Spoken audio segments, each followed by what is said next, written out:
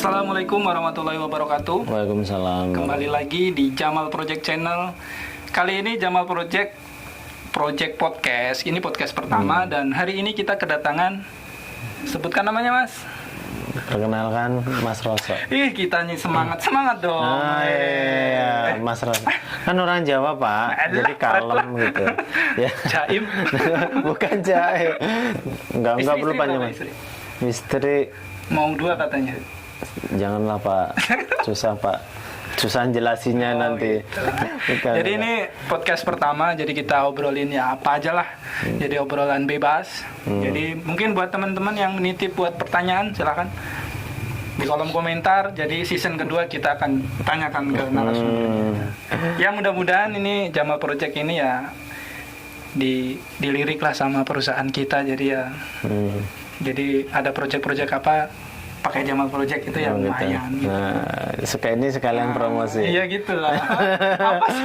Iya. Video saya itu kebanyakan promosi Mas. Iya. Enggak. Jadi hari apa nih topiknya apa? Temanya apa? kejutan dong. Oh, ya, ini kan tanpa skrip, tanpa planning, pokoknya hayo. Jadi deg-degan saya, pertanyaan menjebak nih. Kan kita tahu ya ini ya Mas Roso termasuk orang baru di tempat kita kerja. Kok orang baru sih, orang lama. Tadi saya nyebutnya orang baru kan? Orang lama muka baru. Oh gitu. Ya namanya manusia ya, nggak ada 100% dibenci orang itu nggak ada. Pasti ada 2 kubu lah. Ya ada 3 sih, ada yang negatif, netral, positif. Itu udah alami gitu. Jadi di situ kita itu jangan memaksakan orang tuh harus suka sama kita semua, nggak bisa. Nggak bisa. Pertanyaannya, ya kan, Mas kan orang lama di tempat kita tuh. Gimana menanggepin orang yang, ya Mas pasti pernah denger lah. Teman-teman itu ya pandangan ke Mas yang negatif tuh gimana? Yang ngomongin di belakang, di situ. Yang pura-pura baik di depan, yang benar. Jadi menyikapi orang-orang seperti itu ya. Ini boleh jaim sih, bijaknya gimana meskipun Mas bukan gitu. Ini saya harus ngomong yang baik-baik aja iya biar kelihatan. Saya jawab nih, ya pasti banyak lah ada gitu yang di belakang ngomongin, namanya manusia ya. Di belakang ngomongin, ada yang deketin juga banyak gitu dengan berbagai tujuan. Yang deket ini nggak minta dinikahin kan? Bukan. Ya, jadi berbagai tujuan Pak gitu. Ketika kita ada di posisi aman lah ya. Jadi ya banyak teman-teman kita yang pengen ikut aman gitu. Iya. Ya jadi banyak yang deketin, yang ya pura-pura baik juga banyak gitu. Jadi kalau saya ini ya selama nggak terlalu masuk ke dalam kehidupan saya nggak peduliin. Saya tutup telinga, tutup mata.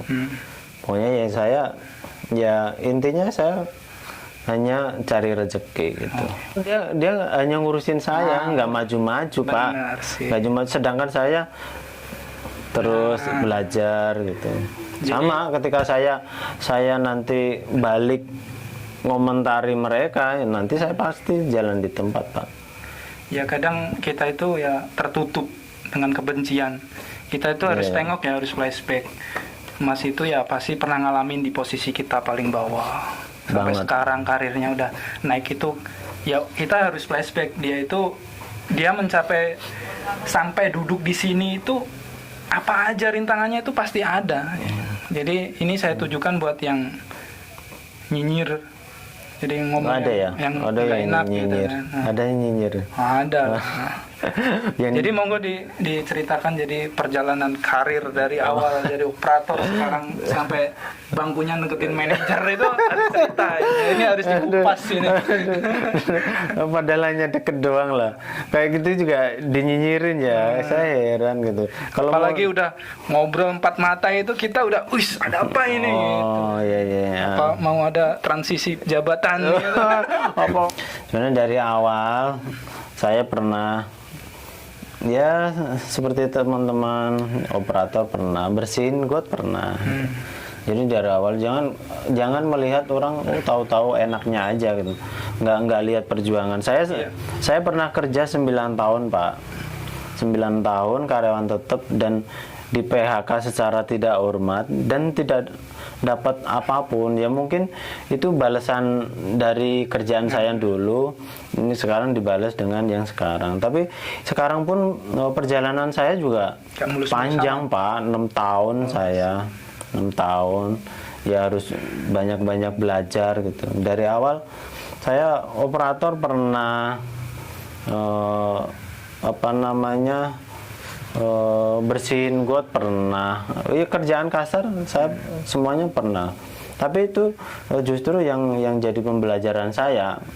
Ketika nanti seseorang itu berangkat dari bawah, dia kan nggak semena-mena nantinya kalau udah di atas, karena dia akan ngerasain gimana sih kerja di bawah di lapangan itu. Beda dengan yang langsung duduk di atas. Iya. Rata-rata yang sekolahnya tinggi-tinggi ya. Benar. Itu kan jarang yang ngerasain di bawah. Nggak berangkat dari dua, tahu-tahu ya kita punya titel ya, sarjana atau apapun lah itu, atau pernah pengalaman kerja di mana, otomatis kita masuk di dunia baru, perusahaan baru, otomatis nggak mungkin dong di level bawah, pasti langsung ke atas. Itu sih yang biasanya sih pengen dihargai, tapi dia nggak mau ngargain bawahan, itu nantinya akan timbul konflik gitu. Jadi komunikasinya nggak bagus gitu. Makanya jadi harus ada pendekatan di situ. Itu Pak. Mas Roso itu berangkat di awal jadi operator, ya kerja keras seperti kita juga. Jadi kita harus bisa ambil hikmahnya dari situ. Kita jangan pesimis. Ini mohon maaf menanyakan latar belakang pendidikan Mas. Saya sekolah formal, S3. Oh, S3. SD, SMP, SMA. Saya formal. Dan saya juga bukan ngerasa sombong ya, bukan. Saya termasuk orang, maksudnya apa? Bukan orang. Termasuk orang beruntung gitu. Beruntung. Di perusahaan tersebut. Beruntung. Bejo ini bejo. Ya bejo. Bener Pak. Ya, kan bisa lihat ya. Bisa lihat kan. Iya. Operator kita mungkin di atas 10% itu sarjana kan Pak. Wah, ya, saya belum pernah ngeriset. Saya jadi di sini nggak berani ngomongin data saya. Ya, ya, ini ya sebagai gambaran sih. Tapi benar di atas 10% teman-teman kita di lapangan itu pendidikannya tinggi, sarjana gitu. Jadi saya juga termasuk orang paling beruntung dengan latar belakang pendidikan yang rendah gitu. Tapi saya berapa itu? Ya, tinggi sih Pak, tinggi bener. Dulu itu kan saya mau ngelanjutin SMP, kenapa? Ijazah SD nggak kepake Pak. Udah ke SMP, ternyata SMP nggak kepake juga. Seiring berjalannya waktu, sekarang SMA juga dipandang sebelah mata Pak. Iya. Ya, ketika kita ngapel main ke rumah calon mertua, kamu pendidikan apa? Itu juga salah satu jadi bahan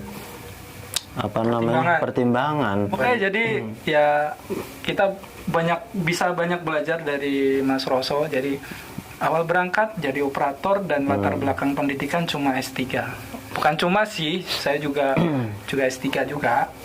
Jadi di situ kita bisa tarik kesimpulan ya. Pertama ya kita harus jalanin itu ya dengan rasa suka dulu.